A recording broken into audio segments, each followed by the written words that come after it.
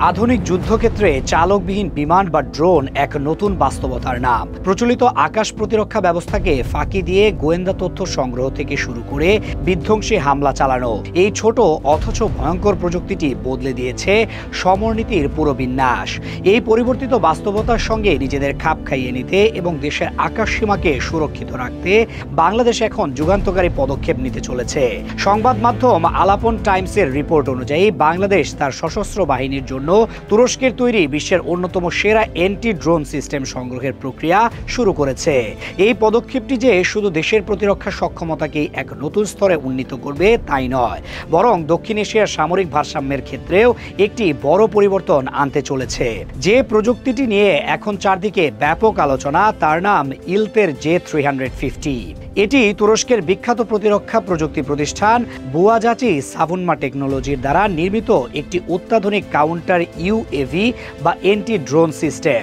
এটিকে কেবল একটি সাধারণ ড্রোন প্রতিরোধ ব্যবস্থা বললে ভুল হবে, বরং এটি একটি সম্পূর্ণ ইলেকট্রনিক ওয়ারফেয়ার স্যুট যা শত্রুপক্ষের ড্রোনকে নিমিষেই অকার্যকর করে দিতে পারে। যদিও বাংলাদেশ সরকার বা সশস্ত্র বাহিনীর পক্ষ থেকে এই বিষয়ে এখনও কোনো আনুষ্ঠানিক বিবৃতি আসেনি, তবে তুরস্ক ও বাংলাদেশের মধ্যে ক্রমবর্ধমান প্রতিরক্ষা সহযোগিতা এবং সাম্প্রতিক সময়ের বিভিন্ন চুক্তি এই সম্ভাবনার দিকেই জোরালো ইঙ্গিত দিচ্ছে। ফোর্সেস গোল 2030-এর আওতায় বাংলাদেশ সেনাবাহিনী যেভাবে নিজেদের আধুনিকায়ন করছে, তাতে এই ধরনের প্রযুক্তির সংযোজন এখন সময়ের দাবি। কিভাবে কাজ করে এই ড্রোন কিলার প্রযুক্তি? এর কার্যপদ্ধতি অত্যন্ত নিখুঁত এবং কার্যকর, যা মূলত তিনটি ধাপে সম্পন্ন হয়। প্রথমত শনাক্তকরণ। ইলতের J350 সিস্টেমটির শক্তিশালী সেন্সর তার চারপাশের বিস্তৃত এলাকার মধ্যে উড়ে আসা যে কোনো ড্রোনের রেডিও ফ্রিকোয়েন্সি সিগন্যালকে ধরে ফেলে, অর্থাৎ ড্রোনটি তার অপারেটরের সঙ্গে যে তরঙ্গের মাধ্যমে যোগাযোগ করে সেই তরঙ্গটিকে এটি প্রথম শনাক্ত করে। দ্বিতীয়ত অবস্থান নির্ণয়। সিগন্যাল শনাক্ত করার সাথে সাথেই এর সঙ্গে থাকা অত্যন্ত উন্নত 3D পালস ডপলার রাডারটি সক্রিয় হয়ে ওঠে। এই রাডারটি শুধু ড্রোনের উপস্থিতি নিশ্চিত করে না, সেটি ঠিক কতটা দূরে আছে, কত উচ্চতায় উঠছে, কোন দিকে যাচ্ছে এবং তার গতিবেগ কত, এই সব তথ্য একেবারে মিলিমিটার নিখুঁতভাবে বের করে ফেলে। এবং তৃতীয় ও চূড়ান্ত ধাপটি হলো নিষ্ক্রিয়করণ। ড্রোনের সমস্ত তথ্য পেয়ে যাওয়ার পর সিস্টেমটি তার সবচেয়ে শক্তিশালী অস্ত্র ইলেকট্রনিক কাউন্টার মেজর ECM বা জ্যামার ব্যবহার করে। এই জ্যামার থেকে অত্যন্ত শক্তিশালী ইলেকট্রনিক সিগন্যাল পাঠিয়ে ড্রোন এবং তার নিয়ন্ত্রকের মধ্যকার যোগাযোগ ব্যবস্থা পুরোপুরি বিচ্ছিন্ন করে দেওয়া হয়। এর ফলে ড্রোনটি হয় নিয়ন্ত্রণের বাইরে চলে গিয়ে মাটিতে আশ্রে পড়ে, অথবা তার প্রোগ্রামিং অনুযায়ী স্বয়ংক্রিয়ভাবে নিজের উৎপত্তি স্থলে ফিরে যেতে বাধ্য হয়। এই পুরো প্রক্রিয়াটি একটি সফট কিল পদ্ধতি, যেখানে কোনো রকম গোলাবর্ষণ, মিসাইল ছোড়া বা বিস্ফোরণের প্রয়োজন হয় না। ফলে জনবহুল এলাকায় বা স্পর্শকাতর স্থাপনার আশেপাশে অভিযান চালালেও ক্ষয়ক্ষতির ঝুঁকি থাকে না। ইলতের J350 সিস্টেমটির প্রযুক্তিগত বৈশিষ্ট্যগুলো একে বিশ্বের সেরা এন্টি ড্রোন সিস্টেমগুলোর কাতারে স্থান দিয়েছে। এটি 400 মেগাহার্জ থেকে শুরু করে 6000 মেগাহার্জ পর্যন্ত ফ্রিকোয়েন্সির রেঞ্জে কাজ করতে পারে। এর সহজ অর্থ হলো সাধারণ বাণিজ্যিক ক্যামেরার ড্রোন থেকে শুরু করে সামরিক মানের গোয়েন্দা ড্রোন বা অ্যাটাক ড্রোন, সব ধরনের ড্রোনকেই এটি প্রতিহত করতে সক্ষম। এর একটি অন্যতম বড় সুবিধা হলো এটি একই সঙ্গে একাধিক ড্রোনকে ট্র্যাক করতে এবং সেগুলোকে নিষ্ক্রিয় করতে পারে। এর কার্যকারিতার পরিসীমাও বেশ প্রশস্ত, যা একটি বড় এলাকাকে ড্রোন হামলা থেকে সুরক্ষা দিতে পারে।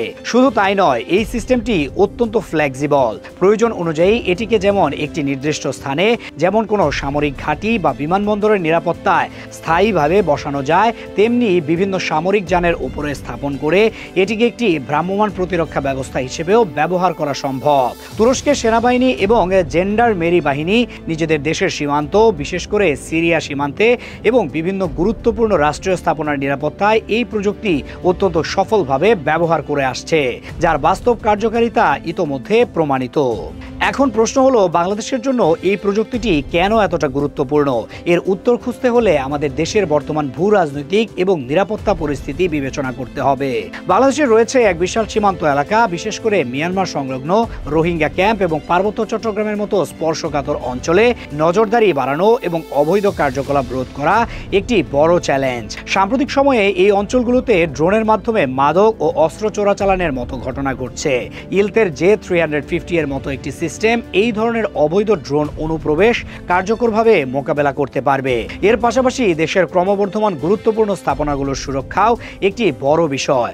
রূপপুর পারমাণবিক বিদ্যুৎ কেন্দ্র, পায়রা ও মাতারবাড়ি গভীর সমুদ্রবন্দর, পদ্মা সেতু, বঙ্গবন্ধু টানেল এবং বিভিন্ন সামরিক স্থাপনা এখন দেশের জন্য অত্যন্ত গুরুত্বপূর্ণ সম্পদ। যে কোনো ধরনের ড্রোন হামলা বা ড্রোনের মাধ্যমে গোয়েন্দাগিরি থেকে এই স্থাপনাগুলোকে সুরক্ষিত রাখা জাতীয় নিরাপত্তার জন্য অপরিহার্য। ইলতের J-350 এই সুরক্ষা বলয় তৈরি করতে একটি নির্ভরযোগ্য ঢাল হিসেবে কাজ করবে। এই প্রযুক্তি সংগ্রহের খবরটি প্রতিবেশী দেশ ভারতের গণমাধ্যম এবং প্রতিরক্ষা মহলে বেশ আলোচনার জন্ম দিয়েছে। এর কারণ হলো এই সিস্টেমটি হাতে পাওয়ার পর বাংলাদেশের আকাশ প্রতিরক্ষা সক্ষমতা উল্লেখযোগ্যভাবে বৃদ্ধি পাবে। এতদিন পর্যন্ত এই অঞ্চলে ভারতের আকাশ প্রতিরক্ষা ব্যবস্থাকেই সবচেয়ে শক্তিশালী বলে মনে করা হতো, কিন্তু তুরস্কের এই যুদ্ধ পরীক্ষিত প্রযুক্তি বাংলাদেশের হাতে এলে আঞ্চলিক শক্তির ভারসাম্যে একটি পরিবর্তন আসবে। ভারতের জন্য উদ্বেগের একটি কারণ হতে পারে এই এন্টি ড্রোন সিস্টেমটি তাদের যে কোনো ধরনের গোয়েন্দা ড্রোন বা ইউএভিকে বাংলাদেশের আকাশ সীমায় প্রবেশে বাধা দিতে সক্ষম হবে। এর ফলে সীমান্তে নজরদারির ক্ষেত্রে বাংলাদেশ একটি বড় সুবিধা পাবে। অতীতে বিভিন্ন দেশের সীমান্তে গোয়েন্দা ড্রোন অনুপ্রবেশের ঘটনা ঘটলেও ইলতের J-350 এর মতো শক্তিশালী জ্যামিং সিস্টেমের উপস্থিতিতে সেই ধরনের প্রচেষ্টা চালানো প্রায় অসম্ভব হয়ে পড়বে। তাছাড়া সাম্প্রতিক সময়ে বাংলাদেশ, তুরস্ক এবং পাকিস্তানের মধ্যে একটি প্রতিরক্ষা অক্ষ গড়ে ওঠার যে গুঞ্জন শোনা যায়, সেটিও নয়াদিল্লির চিন্তার কারণ হতে পারে। বাংলাদেশ তার সামরিক সরঞ্জামের জন্য কোনো একটি দেশের উপর নির্ভরশীলতা কমিয়ে বিভিন্ন উৎস থেকে, বিশেষ করে তুরস্ক থেকে উন্নত প্রযুক্তি সংগ্রহ করছে। তুরস্কের তৈরি বায়রাক্তার TB2 ড্রোনের সাফল্য আজারবাইজান আর্মেনিয়া যুদ্ধ থেকে শুরু করে ইউক্রেন যুদ্ধ পর্যন্ত সারা বিশ্ব দেখেছে। সেই তুরস্কের কাছ থেকে ড্রোন প্রতিরোধী প্রযুক্তি সংগ্রহ করাকে ভারতীয় প্রতিরক্ষা মহল একটি গুরুত্বপূর্ণ ঘটনা হিসেবেই পর্যবেক্ষণ করছে। এটি প্রমাণ করে বাংলাদেশ এখন তার নিজস্ব নিরাপত্তার স্বার্থকে সর্বোচ্চ গুরুত্ব দিয়ে স্বাধীনভাবে প্রতিরক্ষা নীতি প্রণয়ন করছে। বাংলাদেশ ও তুরস্কের মধ্যে প্রতিরক্ষা খাতে সহযোগিতা অবশ্য নতুন নয়। গত কয়েক বছরে এই সম্পর্ক এক নতুন উচ্চতায় পৌঁছেছে। বাংলাদেশ সেনাবাহিনী ইতোমধ্যে তুরস্ক থেকে অত্যাধুনিক TRG-300 tiger multiple launch rocket system সংগ্রহ করেছে, যা বাংলাদেশের আর্টিলারি সক্ষমতাকে বহুগুণে বাড়িয়ে দিয়েছে। এছাড়া তুরস্কের বিখ্যাত ওটোকার কোম্পানির তৈরি কোবরা 1 এবং কোবরা 2 সাজোয়া যানও বাংলাদেশ সেনাবাহিনীর বহরে যুক্ত হয়েছে। নৌবাহিনীর জন্যও তুরস্ক থেকে করভেট ক্লাস যুদ্ধজাহাজ তৈরির আলোচনা চলছে। এই ধারাবাহিকতায় ইলতের J-350 এন্টি ড্রোন সিস্টেমের সংযোজন দুই দেশের মধ্যে সামরিক ও প্রযুক্তিগত অংশীদারিত্বকে আরও গভীর করবে। এই প্রযুক্তি হস্তান্তরের মাধ্যমে বাংলাদেশ শুধু একটি পণ্যই কিনছে না, তুরস্কের মতো একটি দেশের সঙ্গে প্রযুক্তিগত জ্ঞান বিনিময়ের সুযোগও তৈরি হচ্ছে। ভবিষ্যতে এই ধরনের প্রযুক্তি দেশেই উৎপাদন বা রক্ষণাবেক্ষণের সক্ষমতা অর্জন করা ফোর্সেস গোল 2030 এর অন্যতম একটি লক্ষ্য। তাই এটা পরিষ্কারভাবে বলা যায় যে ইলতের J-350 কোনো আক্রমণাত্মক অস্ত্র নয়, এটি সম্পূর্ণরূপে একটি প্রতিরক্ষামূলক ব্যবস্থা, যার মূল উদ্দেশ্য বাংলাদেশের আকাশ সীমাকে অননুমোদিত ড্রোন থেকে সুরক্ষিত রাখা। এটি দেশের সার্বভৌমত্ব এবং জাতীয় সম্পদ রক্ষার জন্য একটি অত্যাধুনিক বর্ম।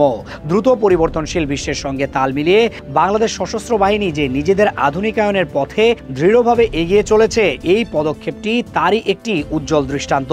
যদি এই চুক্তিটি চূড়ান্ত হয়, তবে এটি নিঃসন্দেহে বাংলাদেশের প্রতিরক্ষা ইতিহাসে একটি নতুন এবং গৌরবময় অধ্যায় রচনা করবে, যা আগামী দিনে দেশের নিরাপত্তা ও স্থিতিশীলতা নিশ্চিত করতে গুরুত্বপূর্ণ ভূমিকা পালন করবে।